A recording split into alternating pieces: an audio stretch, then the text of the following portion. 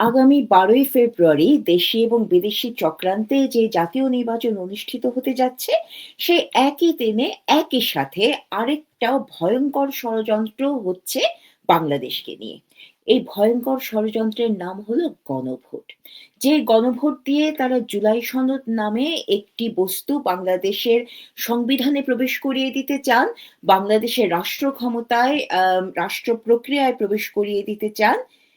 যেই জুলাই সনদ আসলে বাংলাদেশের যেই হৃৎপিণ্ডটি আছে, বাংলাদেশের যে মেরুদণ্ড আছে, বাংলাদেশকে যদি আমরা একটি দেহের সাথে তুলনা করি, তার যে আত্মাটি আছে, সেই ধর্মনিরপেক্ষতা, বাঙালি জাতীয়তাবাদ, গণতন্ত্র, সমাজতন্ত্র, সেই প্রতিটি আম শরীরের প্রত্যেকটি অঙ্গকে আত্মা বলুন, মেরুদণ্ড বলুন, হৃৎপিণ্ড বলুন, প্রত্যেকটির খোল নলচে পাল্টে দিয়ে বাংলাদেশকে একটি প্রতিক্রিয়াশীল মৌলবাদী রাষ্ট্রে পরিণত করতে চান।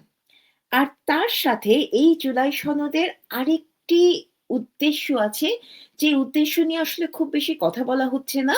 সেই উদ্দেশ্য হলো এই জুলাই সনদের উপর ভর করে মোহাম্মদ ইউনূস নামে যে সিন্দাবাদের ভূতটি বাংলাদেশের ঘাড়ে চেপে বসেছে, সেই সিন্দাবাদের ভূতটি আরেকটু লম্বা সময় ধরে বাংলাদেশের ক্ষমতার কাছাকাছি থাকতে চান।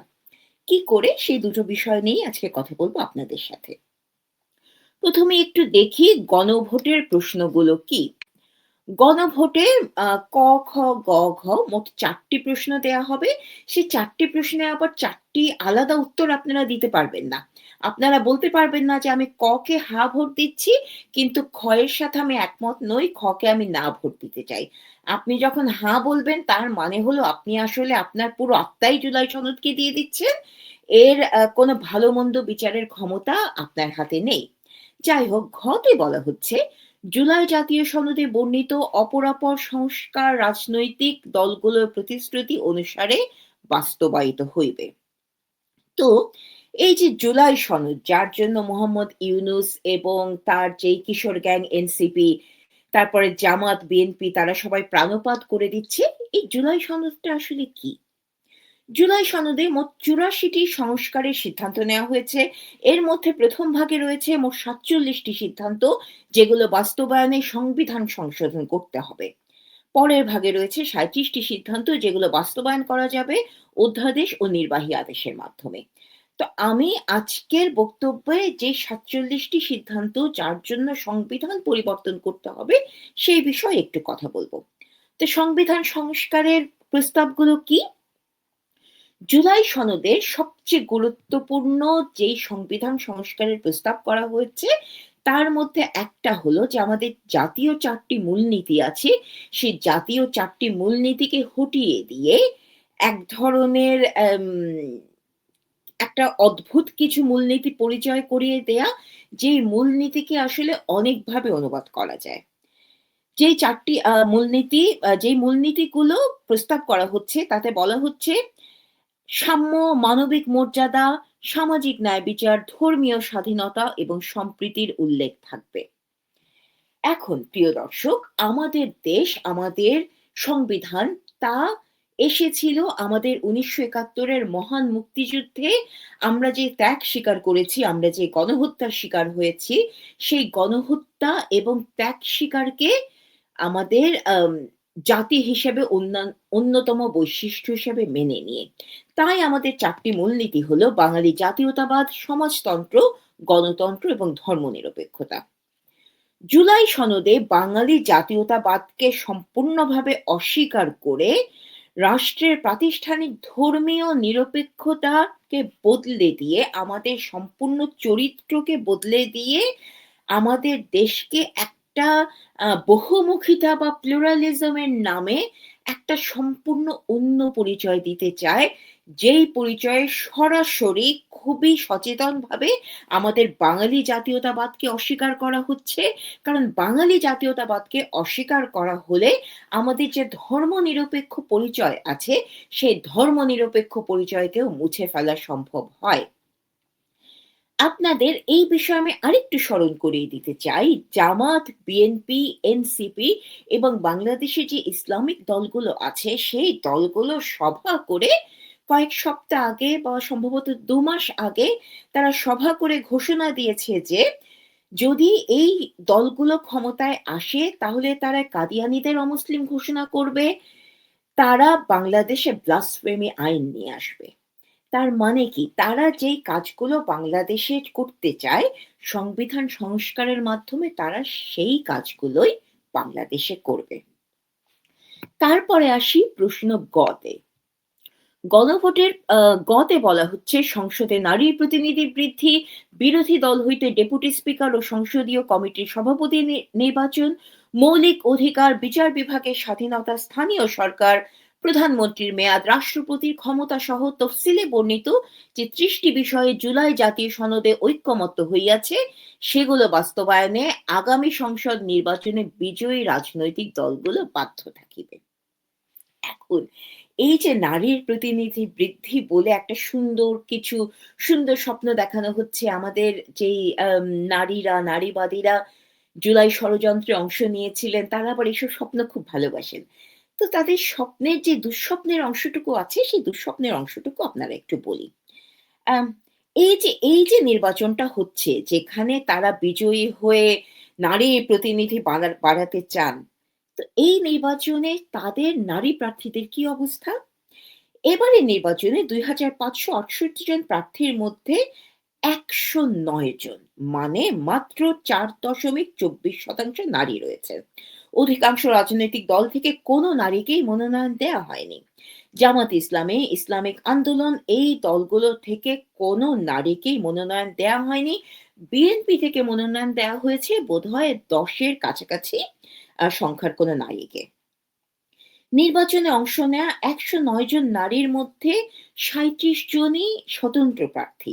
মানে এতগুলো নারী প্রার্থীদের মধ্যে মাত্র ৭২ জন নারীকে মনোনয়ন দিয়েছে এই রাজনৈতিক দলগুলো।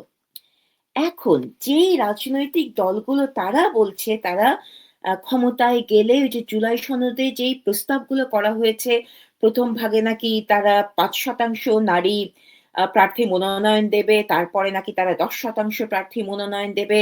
তারা নিশ্চিত করবে এটা করতে নাকি ৩৩% নারী মনোনয়ন প্রার্থী হবেন।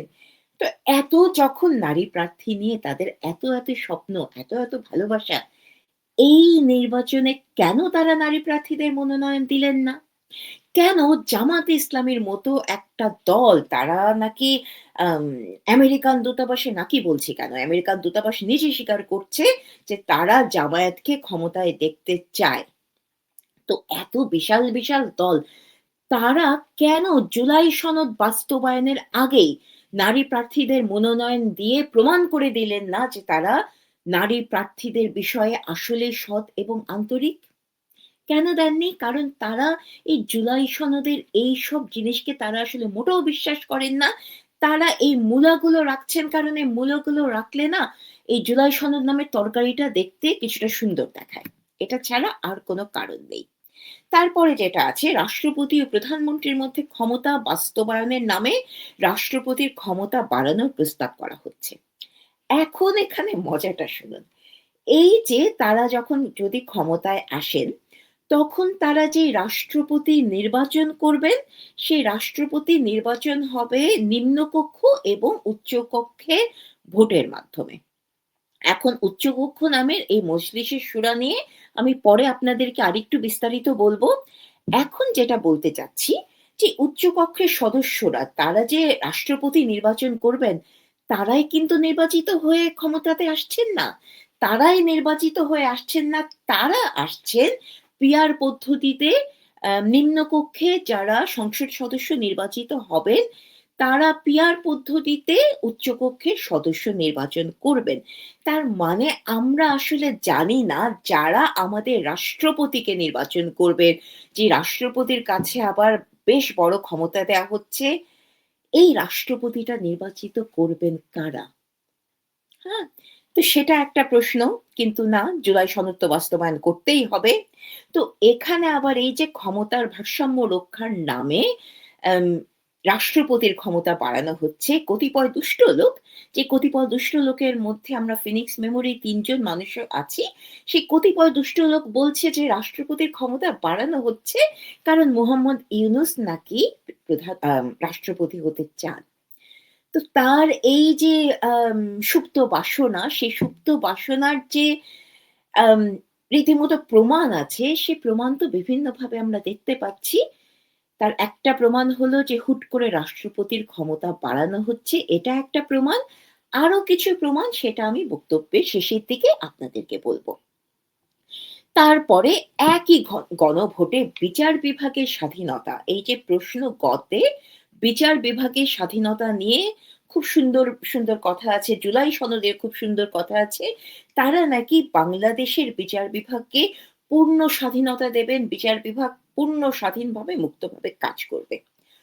তো প্রিয় দর্শক, যেই রাজনৈতিক দলগুলো ক্ষমতায় এই ষড়যন্ত্রের নির্বাচনের মাধ্যমে ক্ষমতায় এসে বিচার বিভাগকে মুক্ত এবং স্বাধীন ঘোষণা করবেন, বিচার বিভাগ নিয়ে তাদের ট্র্যাক রেকর্ডটা কি? তাদের ট্র্যাক রেকর্ডটা হলো আম কি হলো দুঃখিত। ৮ই অগাস্টের আগে ৫ই অগাস্ট ২০২৪ এই ক্ষমতার পট পরিবর্তনের সাথে, সাথে প্রধান বিচারপতির অফিসে হামলা হয়। প্রধান বিচারপতি প্রাণভয়ে গিয়ে তিনি সেনাবাহিনীর আশ্রয় নেন এবং একই দিনে আরো অন্যান্য বিচারপতিদের বাসভবনে হামলা হয়। তারাও কেউ প্রাণভয়ে সেনাবাহিনীর কাছে আশ্রয় নেন, কেউ অন্য নিরাপদ জায়গায় চলে যান। ৮ই অগাস্ট নতুন অ্যাটর্নি জেনারেল হিসেবে দায়িত্ব নেন মোহাম্মদ আসাদুজ্জামান, যিনি ছিলেন বিএনপির প্রাক্তন মানবাধিকার বিষয়ক সম্পাদক। ১০ই অগাস্ট হাসনাত আব্দুল্লাহর নেতৃত্বে আবারও সংঘবদ্ধ দল সুপ্রিম কোর্ট দখল করে রাখে এবং দাবি করে প্রধান বিচারপতি পদত্যাগ না করলে আবারও তার বাসভবনে হামলা হবে। এই অত্যাচারের মুখে এবং তার অন্যান্য বিচারপতিদের নিরাপত্তার কথা ভেবে প্রধান বিচারপতি পদত্যাগ করেন এবং তার সাথে পদত্যাগ করেন আপিল বিভাগের বাকি বিচারকেরা। একই দিনে প্রধান বিচারপতি হিসেবে শপথ গ্রহণ করেন রেফাত আহমেদ এবং রেফাত আহমেদ আজ পর্যন্ত তার পূর্বসূরি প্রধান বিচারপতির সাথে এবং অন্যান্য বিচারপতিদের সাথে যে ভয়াবহ অন্যায় করা হয়েছে, যে ভয়াবহ অপরাধ করা হয়েছে, সেই বিষয়কে নিন্দা জানিয়ে একটা শব্দ ব্যয় করেননি। ১২ই অগাস্ট আপিল বিভাগে নতুন ৪ জন বিচারক নিয়োগ দেয়া হয়। ১৫-১৬ অগাস্টে কাজ করা রীতিমতো অসম্ভব হয়ে পড়ায় এবং ক্রমাগত হুমকির মুখে অগাস্টের ১৫-১৬ তারিখের দিকে ট্রাইব্যুনালের আইসিটির প্রধান প্রসিকিউটর হায়দার আলী সহ ১৩ জন প্রসিকিউটর পদত্যাগ করেন এবং আন্তর্জাতিক অপরাধ ট্রাইব্যুনালে, আন্তর্জাতিক অপরাধ আদালতে বিচারের নামে শেখ হাসিনাকে ক্যাঙ্গারু ট্রায়ালের মাধ্যমে যেভাবে ফাঁসি দেয়া হয়েছে, সেই ফাঁসিটা এবং অন্যান্য আওয়ামী লীগ নেতাদেরকে যেই বিভিন্নভাবে সাজা দেয়া হয়েছে, সেই সাজা দেয়াটা যে কতটা ষড়যন্ত্রমূলক, কতটা হাস্যকর এবং কিভাবে যে এই সাজাগুলোতে আইনের একদম প্রাথমিক যে কিছু শর্ত আছে, সেই শর্তগুলো পালন করা হয়নি। এই বিষয়ে শুধু আমরা না, বিভিন্ন আন্তর্জাতিক গণমাধ্যম, বিভিন্ন আন্তর্জাতিক সংস্থা এই বিষয়ে সোচ্চারভাবে তাদের নিন্দা জ্ঞাপন করেছে। এখন যেই দলগুলো তারা বলছে জুলাই সনদ বাস্তবায়ন করে তারা নাকি একটা মুক্ত বিচার ব্যবস্থা বাংলাদেশকে উপহার দেবে, তাদেরই ইতিহাসে, খুবই সাম্প্রতিক ইতিহাসে এই ঘটনাগুলো আছে। তো দর্শক, আপনারা কি করে, আমরা কি করে বিশ্বাস করব যে তারা নির্বাচিত হয়ে তারা হঠাৎ করে সাধু সন্ত হয়ে গিয়ে বাংলাদেশের বিচার ব্যবস্থাকে মুক্ত করে ফেলবেন? করবেন না, সম্ভব না। ওটা আবার সেই তরকারিতে মূলা দিয়ে তরকারির চেহারাটা একটু ভালো করার ইচ্ছা। তারপরে ওই প্রশ্নগতে, গণভোটের প্রশ্নগতে স্থানীয় কর্মচারী, স্থানীয় সরকার, এই কথাগুলো বলা হয়েছে। এখন যেটা হয়েছে, এখন আমাদের আ সাংবিধানিক এবং দাপ্তরিক আদেশ হিসাবে স্থানীয় সরকারের কর্মচারীরা, তারাও কিন্তু সরকারের কর্মচারী, তারা কাজ করেন সরকারের অধীনে। কিন্তু জুলাই সনদ প্রস্তাব করছে যে জুলাই সনদ বাস্তবায়ন হলে এই স্থানীয় সরকারের কর্মচারীরা স্থানীয় সংসদ বা এমপির অধীনে কাজ করছেন বলে আম ন্যস্ত করা হবে। তো এই যে দুর্নীতির প্রতিরোধ করব বলে এই এখনকার এই রাজনৈতিক দলগুলো একটা বিশাল শোরগোল তুলছে, তাদের দুর্নীতির ট্র্যাক রেকর্ড কি সেই প্রসঙ্গে আমি নাই গেলাম। কিন্তু জুলাই সনদের এই নতুন ধারা বাস্তবায়নের মাধ্যমে স্থানীয় সরকারে কি দুর্নীতির প্রবণতা আরো বেড়ে যাবে না? দুর্নীতির সুযোগ কি আরো বেড়ে যাবে না? নিশ্চয়ই যাবে। তারপরে আমরা আসি গণভোটের প্রশ্ন খ-তে। খতে বলা হচ্ছে আগামী জাতীয় সংসদ হইবে ২ কক্ষ বিশিষ্ট ও জাতীয় সংসদ নির্বাচনে দলগুলোর প্রাপ্ত ভোটের অনুপাতে ১০০ সদস্য বিশিষ্ট একটি উচ্চ কক্ষ গঠিত হইবে এবং সংবিধান সংশোধন করিতে হইলে উচ্চ কক্ষের সংখ্যাগরিষ্ঠ সদস্যদের অনুমোদন আ নেয়া হইবে। এখন সেটা হলো জুলাই সনদের আইনসভা অংশের ১৭ নম্বর ধারায় বলা হচ্ছে এই একই কথা যে বাংলাদেশে একটি দ্বিকক্ষ বিশিষ্ট আইনসভা থাকবে যার নিম্নকক্ষ বা জাতীয় সংসদ বা উচ্চকক্ষ বা এবং উচ্চকক্ষ বা সিনেটের সমন্বয়ে গঠিত হবে। এবং নিম্নকক্ষের নির্বাচিত ভোটের সংখ্যানুপাতিক প্রতিনিধিত্ব বা প্রপোর্শনাল রিপ্রেজেন্টেশন পিআর পদ্ধতিতে উচ্চকক্ষের ১০০ সদস্য নির্বাচিত হবেন। প্রিয় দর্শক, আপনারা নিশ্চয়ই বুঝতে পারছেন যে এই পুরো প্রক্রিয়াটি কি পরিমাণ ব্যয়বহুল। আমাদের এই যে আ বাংলাদেশ নামের দেশটি, যেই দেশটিকে শেখ হাসিনা অর্থনৈতিকভাবে একটি চমৎকার অবস্থানে নিয়ে গেছিলেন, সেখান থেকে এই অন্তর্বর্তীকালীন সরকার মোহাম্মদ ইউনূস একটি দরিদ্র ভিখারি অবস্থায় নিয়ে এসেছে। এই দরিদ্র দেশের ওপর উচ্চকক্ষ বলে একটা সাদা হাতি ফেলার মানেটা কি? তারপরে আরো বলা হচ্ছে নির্বাচনে নাকি নিম্নকক্ষকে নির্বাচনের সময় উচ্চকক্ষের প্রার্থীদের পরিচয় করিয়ে দিতে হবে, যেটা জুলাই সনদে বলা হচ্ছে। এখন এখানে শুভঙ্করের ফাঁকিটা কি?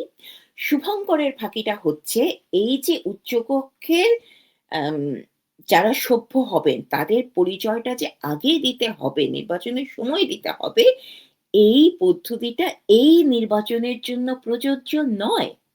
আপনারা কি জানেন বিএনপি যদি ক্ষমতায় আসে, জামাত, এনসিপি ইসলামিক দলগুলো যদি ক্ষমতায় আসে, তাহলে তারা উচ্চকক্ষে কাকে বসাবে? জানেন না। কারণ আবারও বলছি তারা এই প্রথাটা রেখেছেন আগামী নির্বাচনের জন্য, এই নির্বাচনের জন্য নয়। তার মানে আপনারা হয়তো ভোট দেবেন, আপনারা যাকে ভালো মনে করেন, সৎ মনে করেন, যাদের উপর সত্যি, সত্যি আপনাদের বিশ্বাস আছে, কিন্তু উচ্চ কক্ষে থাকবেন যারা কিনা আমাদের কোনো আইন সংসদে পাস হলে যারা কিনা সেই আইনকে বৈধতা দেবেন। আইন সম্পর্কে তাদের মতামত রাখবেন, এই আইন পাস করা যাবে কিনা সেই বিষয়ে কথা বলবেন। সেই উচ্চকক্ষে কারা যাবেন সেটা আমরা জানি না। আমরা দেখা যাবে উচ্চকক্ষে দেখব আ এটিএম আজহারুল ইসলামকে, যিনি ১৯৭১ এর একজন চিহ্নিত অ্যাম আ রাজাকার ছিলেন। তিনি আবার নির্বাচনে দাঁড়িয়েছেন। কিন্তু কোনোভাবে তিনি যদি নির্বাচনে পাস না করতে পারেন, আমরা তাকে দেখব উচ্চকক্ষে। আমরা যদি নিম্নকক্ষে এই মামুনুল হক নামের এই ইসলামিক সন্ত্রাসীটি, তাদের দল যদি ২ ভাগ ভোটও পায়, আমরা হয়তো দেখব ১ জন বা ২ জন তাদের দল থেকে উচ্চকক্ষে আছেন। আমরা উচ্চকক্ষে এমন লোকদেরকে দেখব যারা কোনোভাবেই নারীর কোনো রকম উন্নয়ন চান না, যারা কোনোভাবেই বাংলাদেশের ধর্মনিরপেক্ষ উদার চরিত্রটিকে স্বীকার করেন না। তারা বাংলাদেশে দেখতে চান ব্লাসফেমি দেশ হিসাবে, যারা বাংলাদেশকে দেখতে চান আফগানিস্তান, ইরানের মতো শরিয়া ভিত্তিক দেশ হিসেবে। এরই সাথে আপনাদেরকে আরেকটু মনে করিয়ে দিতে চাই যে জুলাই সনদে নারীদের দিকে নিয়ে যে সুন্দর, সুন্দর কথা বলা হয়েছে না? ইসলামিক দলগুলো কিন্তু সেই নারী নীতিতে ইতিমধ্যেই নোট অফ ডিসেন্ট দিয়ে বসে আছে। তার মানে তারা যদি উচ্চকক্ষে যায়, হ্যাঁ? কোন রকমের ভালো নারী নীতি, কোন রকমের কোন গণতান্ত্রিক ধর্মনিরপেক্ষ নীতি কি তারা পাস করতে দেবে? দেবে না। এই হলো আমাদের জুলাই সনদ। তারপরে যে ১ম গণভোটের ১ম প্রস্তাবে যেটা কি যেন বলা হয়েছে? আ নির্বাচনকালীন তত্ত্বাবধায়ক সরকার, নির্বাচন কমিশন, অন্যান্য সাংবিধানিক প্রতিষ্ঠান জুলাই সনদে বর্ণিত প্রক্রিয়ার আলোকে গঠন করা হবে। এখন দর্শক, তত্ত্বাবধায়ক সরকার তো ইতিমধ্যে আদালতের রায়ে আম আমাদের দেশে পাস হয়ে গেছে। তত্ত্বাবধায়ক সরকার তো আমরা দেখতে পেয়েছি জুলাই সনদ ছাড়াও তত্ত্বাবধায়ক সরকার আমাদের এখানে আসার কথা। এটার জন্য আমাদের জুলাই সনদ কেন লাগবে? তারপরে যে সাংবিধানিক প্রতিষ্ঠানগুলোর কথা বলছেন, আমরা কি আদৌ জানি? আমি নিশ্চিত মোহাম্মদ ইউনূস নিজেও জানেন না যে সাংবিধানিক প্রতিষ্ঠান বলতে তিনি আসলে কি বোঝাচ্ছেন। কারণ আমাদেরকে বলা হয়নি সাংবিধানিক প্রতিষ্ঠানগুলো আসলে কি। জুলাই সনদের একটা প্রস্তাব যদি আপনাদের সাথে একটু ভাগ করে নেই। জুলাই সনদের একটা প্রস্তাবে বলা হচ্ছে যে দুদকের যিনি প্রধান হবেন, সেই দুদকের প্রধান নাকি আম সুপ্রিম কোর্টের বিচারপতি এবং আরো কিছু বিচারপতি এদেরকে নিয়ে গঠিত একটি সভার মাধ্যমে দুদকের চেয়ারম্যান আম নির্ধারণ করা হবে। এখন এই যে আমরা চাই বিচার বিভাগ কাজ করুক, স্বাধীনভাবে কাজ করুক। কিন্তু দুদকের চেয়ারম্যান বা এরকম কেন কিছু কেন বিচার বিভাগকে নির্ধারণ করতে হবে? কারণ আমরা জেনেছি এই সরকার আসার পর থেকে বিচার বিভাগে বিচারকদের মধ্যে ব্যাপক পরিমাণ রদবদল হয়েছে। এবং বিচারকদের বা বিচার বিভাগের যারা উচ্চ পদে আছেন, বিচার বিভাগের অনেক উচ্চ পদে কর্মরতদের মধ্যে জামাতের একটা সুনির্দিষ্ট প্রভাব আছে। তার মানে কি আমরা ধরে নিতে পারি যে কোনোভাবে যদি জুলাই সনদ বাস্তবায়ন হয়, তাহলে জামাতের একটা প্রভাব থাকবে যে সাংবিধানিক প্রতিষ্ঠানগুলো কি করে কাজ করবে সেই বিষয়ে? সবচেয়ে যেটা মানে মজার বিষয় বলবো না দুঃখজনক বিষয় বলবো নাকি দুশ্চিন্তার বিষয় বলবো, তা হলো এই নির্বাচনের পরে সংবিধান সংস্কার পরিষদ বলে একটা পরিষদ গঠন করা হবে। সেই পরিষদের মেয়াদ হবে ২৭০ দিন বা ৯ মাসের মতো। সেই ৯ মাসের মধ্যে তারা যদি জুলাই সনদ বাস্তবায়নে সক্ষম না হন, তাহলে নাকি জুলাই সনদ নিজে থেকেই বাস্তবায়ন হয়ে যাবে। মানে কি? অটোপাস। হ্যাঁ? এই সরকার একদম ক্ষমতায় আসার পর থেকেই রীতিমতো মাধ্যমিক অটোপাস দিয়ে এসেছে। তো অটোপাসে তারা খুব বিশ্বাস করে।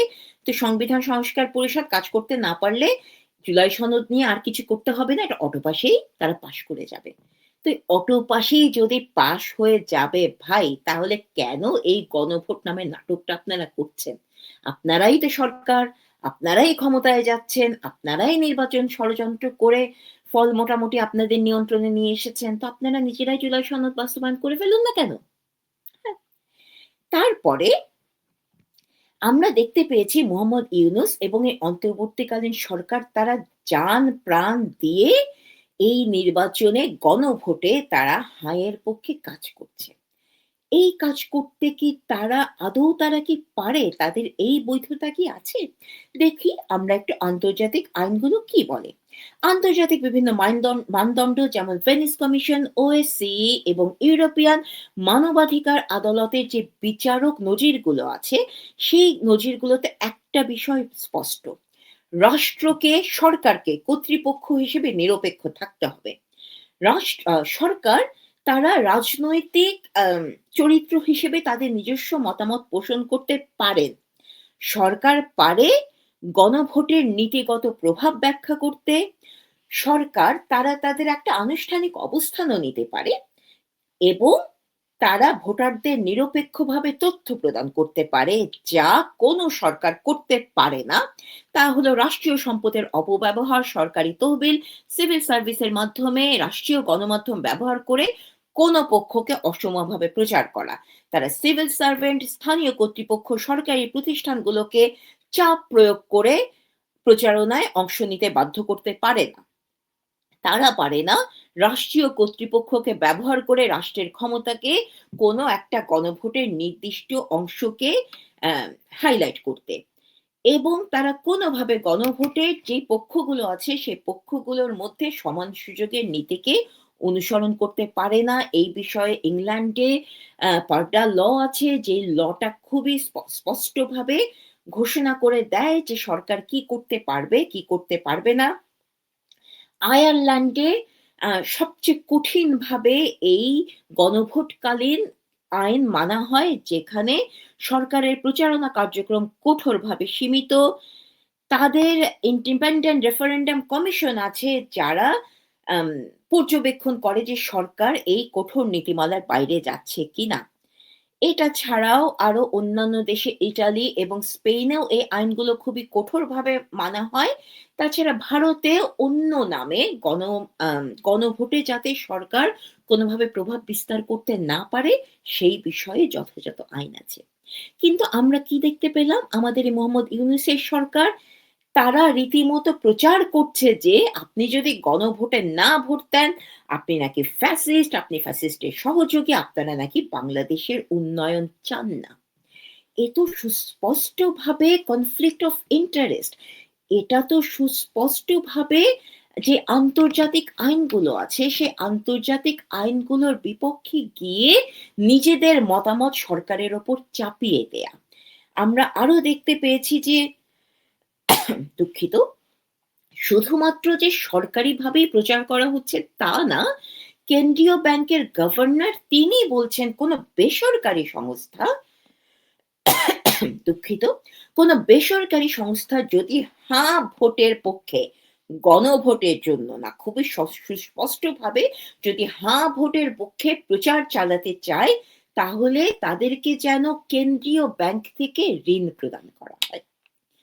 মানে খেয়াল করুন, সমস্ত আন্তর্জাতিক আইনকে বৃদ্ধাঙ্গুলি দেখিয়ে কনফ্লিক্ট অফ ইন্টারেস্ট এর সমস্ত প্রথাকে অস্বীকার করে দিয়ে এই সরকার তারা আ এই গণভোটে হাঁকে জয়যুক্ত করতে চান। কেন? কারণ তারা চায় জুলাই সনদের মাধ্যমে বাংলাদেশকে এমন একটি দেশে পরিণত করতে, যেই দেশে যেকোনো বিদেশি শক্তি, আমেরিকা, ইইউ এই বিদেশি শক্তিগুলো তাদের সম্পূর্ণ প্রভাব বিস্তার করতে পারবে এবং এই দেশটি একটি মৌলবাদী রাষ্ট্রে পরিণত হবে, যেখানে ইসলামিক দলগুলো তাদের মতো করে দেশ চালাবে। এবং এখানে মোহাম্মদ ইউনূসের লাভটা কোথায়?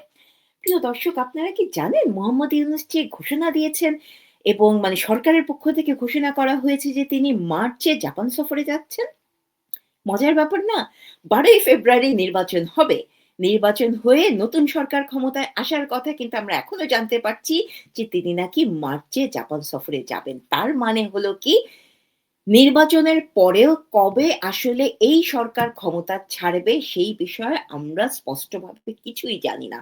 আমরা বারবার শুনতে পাচ্ছি একটা সংবিধান সংস্কার পরিষদ হবে। আম সংবিধান সরকার পরিষদ তারা ৯ মাস ২৭০ দিন কাজ করবে। কিন্তু আমরা একবারও জানতে পারছি না যে নতুন সরকার ক্ষমতা কবে নেবে। আমরা একবারও জানতে পারছি না এই অন্তর্বর্তীকালীন সরকার কবে ক্ষমতা ছাড়বে।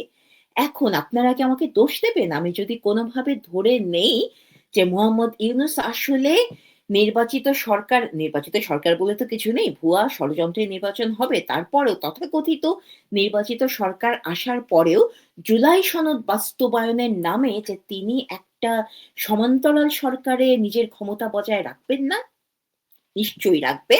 এইজন্যই জুলাই সনদ তাদের কাছে এত জরুরি। এইজন্যই নাহিদ ইসলাম, এনসিপির যিনি এত বড় নেতা, তিনি এনসিপির জন্য নিজের জন্য ভোট না চেয়ে বারবার হাঁ ভোটটা চান। কারণ জুলাই সনদ একটা ভয়াবহ ষড়যন্ত্রের ফসল। এখন প্রিয় দর্শক, ভোটার হিসেবে আমরা কি করতে পারি? আমরা ভোট কেন্দ্রে যাব না।